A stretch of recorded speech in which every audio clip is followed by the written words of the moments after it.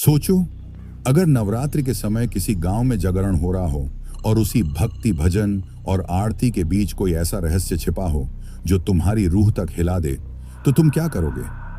यह कहानी वैसी ही है जो तुम्हें डर और सस्पेंस की उस गहराई तक ले जाएगी जहां से लौटना आसान नहीं। इसलिए मैं तुमसे कहूंगा कि अगर तुम यह कहानी सुन रहे हो तो अपने कानों में हेडफोन लगाओ, ताकि हर आवाज, हर फुसफुसाहट और हर डरावनी गूंज तुम्हें साफ सुनाई दे। और हाँ, अगर तुम्हें ऐसी ही डरावनी और रहस्यमयी कहानियां सुनना पसंद है तो हमारे चैनल को जरूर सब्सक्राइब करो, वीडियो को लाइक करो और कमेंट में हमें बताओ कि तुम्हें यह अनुभव कैसा लगा। तो चलो, अब तुम्हें मैं लेकर चलता हूं उस गांव में जहां नवरात्रि की रात में जागरण हो रहा था और भक्त देवी का नाम गा रहे थे। लेकिन उसी भीड़ में एक ऐसी औरत भी मौजूद थी जो माँ का रूप धरकर आई थी। मगर वह माँ नहीं थी, वह थी एक पुरानी चुड़ैल जिसकी असली आरती अभी अधूरी थी। नवरात्रि का समय था, गांव का पूरा माहौल भक्ति और उत्साह से भरा हुआ था। हर रात जागरण होता, लोग माता के भजन गाते, ढोलक और झांझ की आवाजें दूर दूर तक गूंजती। पूरे गांव के लोग उस जागरण में शामिल होते, लेकिन सबके बीच एक औरत थी जो सबसे अलग लगती थी। उसका चेहरा अजीब सा शांत और चमकता हुआ दिखता। औरतें उसे माता का रूप मानकर उसके चरण छू लेती। मगर अजीब बात यह थी कि जैसे ही आखिरी आरती शुरू होती, वह औरत गायब हो जाती। पहले पहले लोगों ने सोचा कि वह जल्दी घर चली जाती होगी, लेकिन कई बार उसे कोई रास्ते में नहीं देख पाया। गांव के कुछ बुजुर्गों ने भी कहा कि जब सब लौट रहे थे तब भी वो औरत कहीं नजर नहीं आई। धीरे धीरे गांव में यह बात फैलने लगी कि शायद उस औरत में कुछ रहस्य है। एक रात कुछ युवकों ने ठान लिया कि वे उस औरत का पीछा करेंगे और देखेंगे कि वह कहां जाती है। जब जागरण में भजन चल रहे थे, वे चुपके से पीछे बैठ गए। वह औरत फिर से आई। उसकी आंखें अजीब सी चमक रही थीं, जैसे कोई छिपी हुई आग हो। भजन की गूंजते ही उसके होंठ अपने आप हिलने लगे, लेकिन कोई आवाज नहीं निकल रही थी। ऐसा लग रहा था जैसे वह सिर्फ दिखावा कर रही हो। जैसे ही आखिरी आरती शुरू हुई, अचानक उसने मुंह फेरकर मंदिर की दीवार की ओर देखा और एक काली परछाई सी धुंध में बदलने लगी। युवकों के रोंगटे खड़े हो गए। उन्होंने देखा कि वह धुंध धीरे धीरे मंदिर से बाहर निकल रही थी। वे हिम्मत करके उसके पीछे पीछे चले। धुंध गांव से बाहर श्मशान की ओर बढ़ी। वहां जाकर वह परछाई वापस उसी औरत के रूप में बदल गई। इस बार उसका चेहरा विकृत और डरावना था। आंखें खून जैसी लाल, बाल हवा में लहराते हुए सांपों जैसे लग रहे थे। वह जमीन पर झुककर हड्डियों के ढेर से कुछ उठा रही थी। युवकों ने दहशत में सांस रोक ली। वह कर्कश आवाज में हंसते हुए बोली, मूर्खों, तुमने मुझे माता समझ लिया। मैं तो सदियों पुरानी चुड़ैल हूं जो हर नवरात्र में जागरण में आती है, भक्तों की आस्था चुराकर अपनी शक्ति बढ़ाती हूं। उसकी आवाज सुनकर युवकों का खून जम गया। वे भागने लगे, लेकिन तभी चुड़ैल ने लंबी हंसी के साथ जमीन पर हाथ पटका। अचानक उनके सामने अंधेरा छा गया, जैसे रात और गहरी हो गई हो। केवल उसकी लाल आंखें ही चमक रही थीं। अगली सुबह गांव वालों ने देखा कि जिन युवकों ने पीछा किया था वे सभी मंदिर के बाहर बेहोश पड़े थे। उनके कान से खून बह रहा था और चेहरों पर खौफ साफ झलक रहा था। वे बार बार एक ही बात कह रहे थे, आखिरी आरती के बाद उसे मत देखना, मत देखना। उस दिन से गांव में आखिरी आरती होने से पहले ही सब लोग मंदिर से निकल जाते, क्योंकि सबको पता था कि माता के रूप में आने वाली वह औरत कोई देवी नहीं, बल्कि एक पुरानी चुड़ैल है जो आज भी नवरात्रि के जागरण में अपनी अगली शिकार की तलाश करती है। उस चुड़ैल की सच्चाई जानने के बाद भी गांव वाले खुलकर कुछ कह नहीं पाते थे। डर ऐसा था कि कोई उसका नाम भी जुबान पर नहीं लाता। पर भीतर ही भीतर लोग सवालों में घिरे रहते। वह औरत आखिर कौन थी? क्यों हर नवरात्रि में ही आती थी? और क्यों आखिरी आरती के समय गायब हो जाती थी?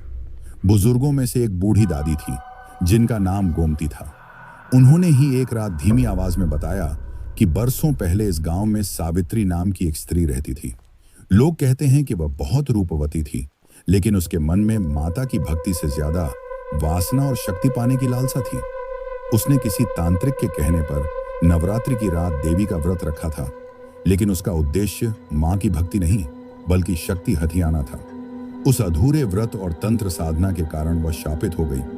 कहते हैं कि देवी ने उसी क्षण उसे श्राप दिया कि वह कभी मुक्ति नहीं पाएगी और हमेशा भक्तों की आस्था चूसकर भटकती रहेगी। यह सुनकर गांव के लोगों की रूह कांप गई। उन्हें समझ आ गया कि वही सावित्री चुड़ैल बनकर आज भी हर नवरात्रि में लौटती है। लोग जितना डरते थे उतना ही हैरान भी कि इतने सालों तक किसी को कुछ क्यों नहीं हुआ। लेकिन सच्चाई धीरे धीरे बाहर आने लगी। कुछ घरों में बच्चे अचानक बीमार पड़ने लगे। कई लोग बिना वजह पागलों की तरह बड़बड़ाने लगे। खास बात यह थी कि जिन घरों के लोग जागरण में आखिरी आरती तक बैठे रहते, वही लोग परेशानियों में घिरते। मानो उस चुड़ैल की छाया उनके पीछे पीछे घर तक चली जाती है। एक रात गांव का एक साहसी युवक रघुवीर तय करता है कि वह इस रहस्य को पूरी तरह खत्म करेगा। उसने अपनी दादी से सुना था कि अगर किसी शापित आत्मा को उसके अधूरे व्रत के समय रोका जाए तो उसकी शक्ति टूट सकती है। रघुवीर ने अकेले ही योजना बनाई कि वह चुड़ैल का सामना करेगा। नवरात्रि की 7वीं रात थी। मंदिर में फिर जागरण शुरू हुआ। लोग भजन गा रहे थे, लेकिन इस बार रघुवीर ने मंदिर में छुपकर बैठने का निश्चय किया। जैसे ही आखिरी आरती का समय आया, चुड़ैल की परछाई फिर प्रकट हुई। उसने हमेशा की तरह धुंध का रूप लिया और मंदिर से बाहर निकलने लगी। रघुवीर ने अपने गले में लाल धागा बांधा था और हाथ में माता की घंटी पकड़ ली थी। वह धीरे धीरे चुड़ैल के पीछे गया और श्मशान तक पहुंचा। चुड़ैल फिर उसी भयानक रूप में बदल गई। वह हड्डियों को छाटते हुए अचानक ठिठक गई। उसने महसूस किया कि कोई इंसान उसकी ओर बढ़ रहा है। उसकी लाल आंखें और भी ज्यादा चमकने लगीं। कौन है वहां? उसने गरजती आवाज में कहा। रघुवीर कांपते हुए भी आगे बढ़ा और माता की घंटी जोर से बजा दी। घंटी की आवाज सुनते ही चुड़ैल चिल्ला उठी, जैसे आग में झुलस गई हो। उसकी आवाज से पूरा श्मशान कांपने लगा। वह बोली, मूर्ख, तू मुझे रोक नहीं सकता। मैं अधूरी साधना का श्राप हूं और श्राप को कोई मिटा नहीं सकता। लेकिन रघुवीर ने हार नहीं मानी। उसने मिट्टी पर माता का नाम लिखना शुरू कर दिया। चुड़ैल उसकी ओर झपटी। उसके लंबे नुकीले नाखून रघुवीर के गले तक पहुंचने ही वाले थे कि अचानक हवा में तेज झोंका चला, मानो कोई अदृश्य शक्ति बीच में आ खड़ी हो। चुड़ैल पीछे धकेल दी गई और जोर जोर से चिल्लाने लगी। उसके चिल्लाने की आवाज पूरे गांव तक पहुंची। लोग डर कर घरों के दरवाजे बंद करने लगे। उस रात की चीखें इतनी भयानक थीं कि जिसने सुनी उसकी नींद महीनों तक हराम हो गई। सुबह जब लोग मंदिर पहुंचे तो रघुवीर वहीं बेहोश पड़ा मिला। उसकी हथेली में मिट्टी में लिखा जय माता दी अब भी साफ नजर आ रहा था, लेकिन चुड़ैल उसका कोई निशान नहीं मिला। गांव वाले समझ गए कि उसकी शक्ति टूटी है, मगर क्या वह सचमुच खत्म हो गई? इस सवाल का जवाब किसी के पास नहीं था, क्योंकि रात के अंधेरे में जब भी हवा तेज चलती, मंदिर की घंटियों के साथ दूर कहीं एक औरत की धीमी हंसी सुनाई देती थी। उस रात के बाद गांव वालों ने सोचा कि अब शायद मुसीबत खत्म हो गई है, लेकिन डर का साया अब भी मंडरा रहा था। लोग अपने दरवाजे सूर्यास्त से पहले बंद कर लेते और मंदिर में आखिरी आरती का समय आते ही वहां से निकल जाते। रघुवीर कई दिनों तक बीमार पड़ा रहा। उसका चेहरा पीला हो गया था, आंखें अंदर धंस गई थीं, जैसे किसी ने उसकी सारी ताकत खींच ली हो। गांव वाले उसे हीरो मानते थे, लेकिन वह अंदर से जानता था कि यह लड़ाई अभी खत्म नहीं हुई। कभी कभी रात में उसकी नींद अचानक खुल जाती। उसे लगता कोई उसके कान के पास झुककर फुसफुसा रहा है। वह आवाज औरत की होती थी, तूने मुझे रोका है लेकिन मिटाया नहीं। मैं लौटूंगी और इस बार तुझे ही अपना पहला शिकार बनाऊंगी। हर बार रघुवीर पसीने से भीगा हुआ उठ बैठता। 8वीं की रात फिर जागरण हुआ। इस बार गांव के लोग डर के मारे आधी रात से पहले ही लौट गए, लेकिन मंदिर में अकेले बैठे पुजारी ने साफ देखा कि एक काली परछाई फिर दीवारों पर रेंगने लगी। उसने तुरंत घंटे बजाने शुरू कर दिए और जय माता दी का उद्घोष किया। परछाई एक पल को गायब हुई, मगर तुरंत वापस लौटी और इस बार और भी भयानक। पुजारी वहीं बेहोश होकर गिर पड़ा। जब सुबह गांव वाले आए तो पुजारी मृत पाया गया। उसके चेहरे पर इतना भय अंकित था कि देखने वाले की आत्मा कांप जाए।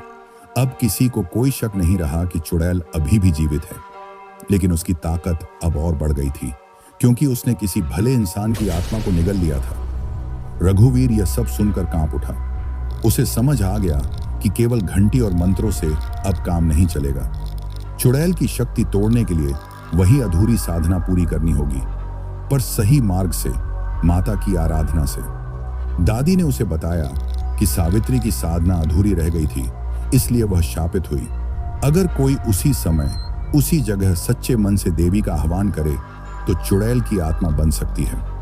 नवरात्रि की 9वीं रात आई। गांव सुनसान हो गया। लोग अपने घरों में बंद होकर प्रार्थना करने लगे। रघुवीर अकेला श्मशान की ओर गया, जहां चुड़ैल हर बार दिखाई देती थी। आसमान काला हो चुका था। चारों ओर अजीब सन्नाटा था। अचानक हवा का तेज झोंका चला और उसी के साथ वह परछाई फिर प्रकट हुई। इस बार उसका रूप और भी डरावना था। उसका मुंह कानों तक फटा हुआ, आंखें जलते अंगारों जैसी, और उसका शरीर धुएं में लिपटा हुआ। तो आ ही गया तू, उसकी आवाज गूंज उठी। तेरे कारण मेरा काम अधूरा रह गया था, अब तुझे ही चढ़ावा बनाऊंगी। रघुवीर ने कांपते हाथों से दीपक जलाया और माता के नाम का जाप करने लगा। चुड़ैल हंसने लगी। उसकी हंसी इतनी तीखी थी कि पेड़ों की डालियां टूटने लगीं। लेकिन जैसे जैसे रघुवीर का मंत्र तेज होता गया, चुड़ैल का शरीर तड़पने लगा। उसने चीखकर कहा, ये शब्द, ये आग बंद कर, वरना मैं राख बन जाऊंगी। रघुवीर की आंखों से आंसू बहने लगे, पर उसकी आवाज और ऊंची होती गई। अचानक आकाश में बिजली कौंधी और ऐसा लगा मानो स्वयं देवी का आभा मंडल उस जगह उतर आया हो। चुड़ैल जमीन पर गिर पड़ी और उसकी चीखों से पूरा श्मशान हिल गया। उसका शरीर धीरे धीरे राख में बदलने लगा। लेकिन जैसे ही रघुवीर ने सोचा कि सब खत्म हो गया, राख से एक पतली सी धुंध उठी और हवा में बिखर गई। वह धुंध गांव की ओर बढ़ गई। रघुवीर चीख पड़ा, नहीं, यह पूरी तरह खत्म नहीं हुई, यह वापस लौटेगी। गांव वाले अगले दिन रघुवीर को अर्धमृत अवस्था में पाए।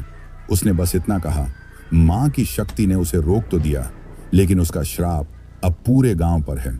जब तक कोई उसकी अधूरी साधना को पूर्ण नहीं करता, वह बार बार लौटेगी। उस दिन से गांव में अजीब घटनाएं होने लगी। दरवाजों पर खून के धब्बे दिखते, रात को रोने की आवाजें सुनाई देती, और कभी कभी लोगों को सपनों में वही औरत दिखाई देती जो कहती, मेरी आरती पूरी करो, वरना मैं सब ले जाऊंगी। गांव अब पहले जैसा नहीं रहा था। नवरात्रि तो बीत गई, लेकिन डर का माहौल हर ओर फैल चुका था। दिन में सब कुछ सामान्य लगता, लेकिन रात ढलते ही घरों की खिड़कियों पर परछाइयां नजर आने लगती। औरतें चूल्हे पर काम करते करते अचानक चीख उठती, क्योंकि उन्हें लगता